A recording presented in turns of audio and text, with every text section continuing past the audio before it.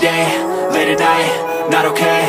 All I want, and I pray, all I need are some better days. Fuck me, I'm looking in the mirror, so foggy, but I've never seen clearer. I don't really think anyone can save me, and honestly I'm not really sure I want saving. I like to be my own worst enemy. There's no risk if you don't try at anything, so I'ma just keep buying everything. See you in the next life, hope to be a better me. I don't think that my head's on straight, gotta flip it and grip it and go and get an x-ray.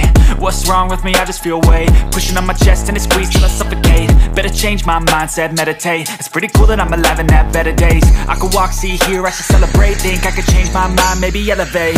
Living life, every day, late at night, not okay. All I want, and I pray, all I need are some better days. Yeah, all I need are some better days.